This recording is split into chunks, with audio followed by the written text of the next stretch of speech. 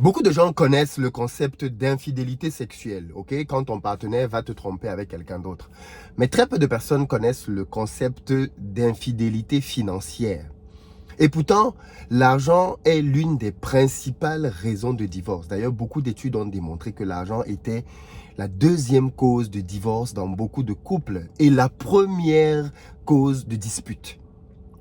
Les couples se disputent bien souvent pour des raisons qui sont liées à l'argent, de manière directe ou indirecte. Et ce que je me propose de faire dans cette vidéo, c'est de développer avec toi le concept d'infidélité financière en te donnant 5 manières de pouvoir identifier quelqu'un qui est infidèle financièrement. Il se peut que parmi les 5 moyens que je vais donner là maintenant, l'un d'entre eux te concerne, peut-être même 2. Ce sont des sujets assez graves parce que si vous négligez ça, ce sont ces sujets-là qui vont entraîner votre rupture demain. Hier, j'ai fait un live explosif pendant lequel on a écouté des femmes nous expliquer un certain nombre de choses par rapport à l'argent. Pendant ce mois de janvier, j'ai décidé de consacrer beaucoup d'émissions aux thématiques liées à l'argent et au couple. Parce qu'en réalité, il faut qu'on soit clair là-dessus. Ça ne sert à rien de bâtir un grand business si après ton départ, tout ce que tu as bâti va être dilapidé par la personne avec qui tu es. Ça ne sert à rien. Et une des questions qui s'est posée hier et qui a ému beaucoup de gens était de dire, ok, je me bats, j'obtiens de l'argent, j'ai un héritage, je laisse ça à ma femme et mes enfants. Et dès que je meurs, ma femme va trouver quelqu'un d'autre, elle se remarie avec cette personne-là et c'est cette personne qui commence à manger mon argent d'héritage. Qu'est-ce que vous en pensez? Dites-moi dans les commentaires. Mais je ferai une vidéo dédiée à ça. Aujourd'hui, je veux d'abord parler d'infidélité financière. Je précise qu'on aura une émission en live cet après-midi entre 18 et 19 heures pour aborder davantage ce sujet parce qu'aujourd'hui, les hommes doivent s'exprimer. Hier, les femmes ont beaucoup parlé et aujourd'hui, c'est au tour des hommes de s'exprimer parce que les hommes ont entendu hier le cœur des femmes par rapport à l'argent. Et je pense que c'est très important que tu participes à cette émission ce soir. Alors, avant d'arriver à cette émission, je vais te donner 5 signes qui prouvent que tu es dans une relation d'infidélité financière. L'infidélité financière, pour la définir simplement, consiste simplement à tromper ton partenaire avec l'argent. Comme on trompe dans le cadre d'un rapport avec un autre partenaire. Ici, tu trompes ton partenaire, mais avec l'argent. Comment ça se manifeste? 5 manières. Première manière, c'est en ayant des comptes cachés. Je ne sais pas si vous le savez, mais beaucoup de personnes dans des couples ont des comptes bancaires que l'autre partenaire ignore. C'est-à-dire que vous êtes dans un couple, vous gérez votre argent. Parfois, il y a plusieurs manières de gérer de l'argent. Mais dans tous les cas, vous partagez les charges. Aujourd'hui, dans la plupart des couples, les deux travaillent. L'homme travaille, la femme travaille. Donc, on partage les charges.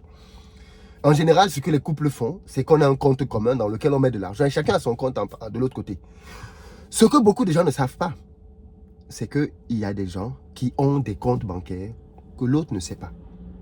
Parce qu'il veut pouvoir faire des dépenses que l'autre ne va pas pouvoir vérifier. Parce que vous savez, aujourd'hui, avec les comptes bancaires, peu importe ce que tu achètes, on peut le tracer, sauf si tu sors des espèces.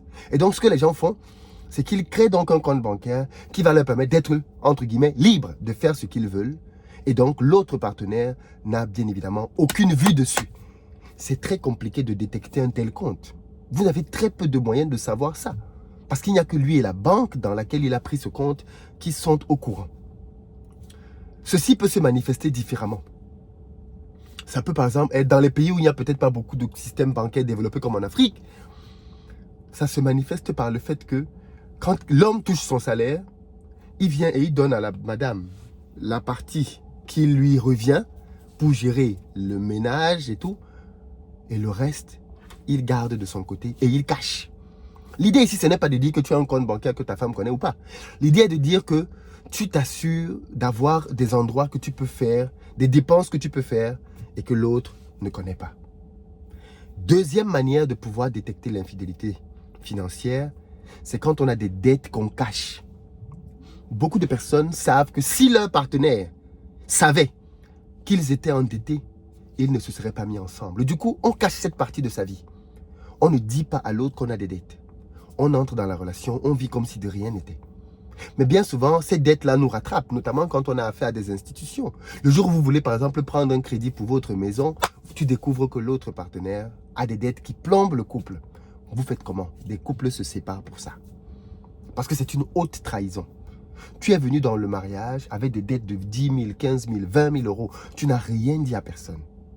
On est entré dans le mariage, on a commencé à dire qu'on va bâtir des projets, tu ne dis rien à personne. Le jour où on va maintenant mettre un dossier à la banque pour acheter la maison pour la famille, on découvre qu'on ne peut pas acheter parce que madame ou monsieur a une dette qu'il cache depuis longtemps. Infidélité financière. Troisième signe d'infidélité financière, c'est quand on cache des dépenses à son partenaire. Et l'un des endroits typiques là où on voit ça, c'est quand il s'agit d'envoyer de l'argent au pays. Beaucoup de gens cachent à leur partenaire les envois d'argent qu'ils font au pays parce qu'ils savent que si leur partenaire apprend les sommes, la récurrence, les personnes à qui il envoie autant d'argent, ça créerait d'énormes problèmes.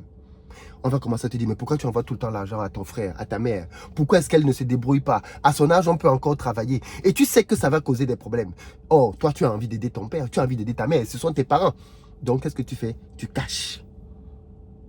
Tu ne dis pas à l'autre. Dites la vérité. Ce que je suis en train de dire là, beaucoup de couples vivent ça. Vous n'êtes pas transparent vis-à-vis des aides que vous pouvez faire à vos familles parce que vous savez que ça ne passe pas.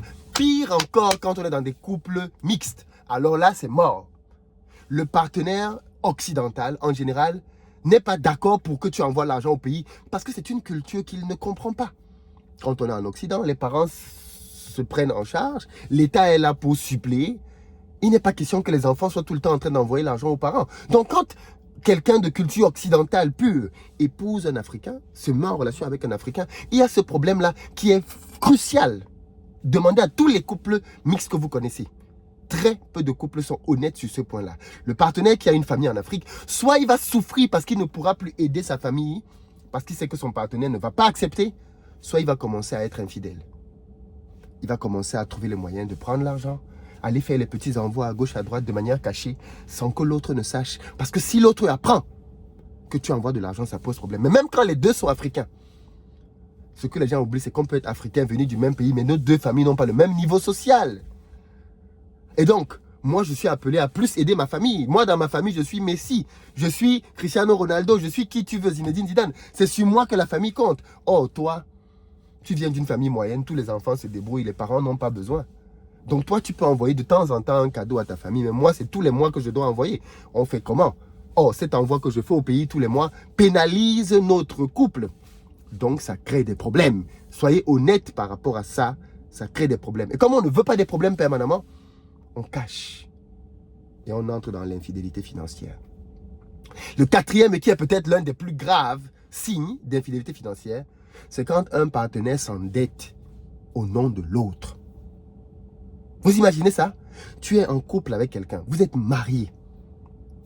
Le gars va s'endetter en vos deux noms. C'est-à-dire que toi, tu es au quartier, tu vis ta vie avec ton gars, tu ne sais pas que tu as déjà une dette de 20 000 € sur ta tête. Le gars a pris tout l'argent et il l'a envoyé au pays parce qu'il voulait faire un projet. En pensant que quand le projet là allait marcher, il allait te rembourser ou il allait t'informer. Mais dans tous les cas, tu as une dette sur ta tête. Ne dites pas non, ce n'est pas possible avec la banque, si c'est possible. Et parfois même, le partenaire imite ta signature. Il renvoie ça à la banque. Maintenant qu'on fait des signatures électroniques, c'est encore pire, non? On envoie le papier, on coche 2-3 boutons, puis on appuie et c'est parti. Et c'est parti. Le crédit est signé. Te voilà endetté.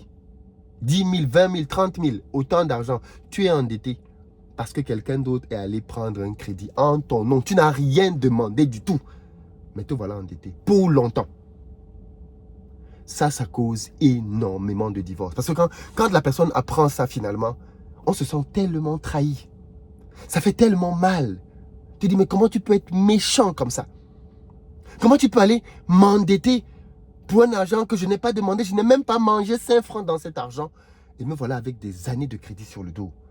Les gens se séparent. Parce que quand on vous dit que l'argent, c'est quelque chose qui peut être bien ou mauvais, vous rigolez. Mais le dernier point, et c'est celui dont on a longuement parlé dans l'émission d'hier, c'est quand un des partenaires reçoit un héritage. Tu reçois un héritage et tu caches à l'autre. Ou alors tu reçois un héritage et tu dis à l'autre que l'héritage s'il n'entre pas dans notre couple. Mais en général, on cache. Parce qu'on sait que si je dis à l'autre qu'il y a un héritage, il va vouloir mettre ses yeux dedans. Oh, cet héritage, c'est l'héritage que mon père m'a laissé, que ma mère m'a laissé. Il n'a rien à voir là-dedans. Il n'a pas souffert pour avoir ça. C'est l'héritage qu'on m'a laissé. Donc moi aussi, je vais laisser ça à mes enfants. Je n'informe pas mon partenaire. Et on a vu hier beaucoup de femmes venir nous dire que si elles ont un héritage, elles ne diront pas à leur mari. Elles aiment leur mari, hein, ça fait 10 ans, 15 ans, 20 ans qu'ils sont mariés. Mais s'il y a un héritage, il n'a rien dedans. Certains disent qu'il ne saura même pas qu'un héritage est arrivé. Voilà donc l'infidélité financière. Dans les prochaines vidéos, je vais vous développer davantage ces signes-là qui causent des divorces, qui amènent des gens à se séparer, qui entraînent des ruptures. Parce que c'est un sujet trop sérieux. J'espère que vous comprenez maintenant beaucoup mieux ce que c'est qu'une infidélité financière. Parmi les points que j'ai cités, lesquels vous concernent. Et puis surtout, avec lesquels vous êtes d'accord. C'est-à-dire que peut-être que j'ai cité ces points-là, mais pour vous, avoir un compte que tu caches, c'est normal. Peut-être que pour toi, avoir des dettes que tu caches, c'est normal. Peut-être que pour toi, avoir des dépenses que tu caches, c'est normal. Peut-être que pour toi, s'endetter pour le couple, c'est normal. Ou alors, avoir un héritage que tu caches, c'est normal. En tout cas, dis-moi dans les commentaires avec quoi tu es d'accord. Et puis surtout, avec quoi toi-même tu vis. Peut-être que certaines de ces choses te concernent. On se retrouve ce soir pour le live. Mais déjà, partagez massivement la vidéo. Parce qu'il faut que les gens sachent dans quoi ils sont embarqués. Ce sont ces histoires-ci qui entraînent demain les ruptures. Ce sont ces histoires-ci. Ce n'est pas toujours les histoires de « il m'a trompé, il m'a trompé ». Non, non, non, non. Ce sont ces histoires d'argent-ci. Donc ne négligez pas ça. Et si vous négligez ça, demain vous allez rompre. Et vous ne direz pas que vous ne saviez pas.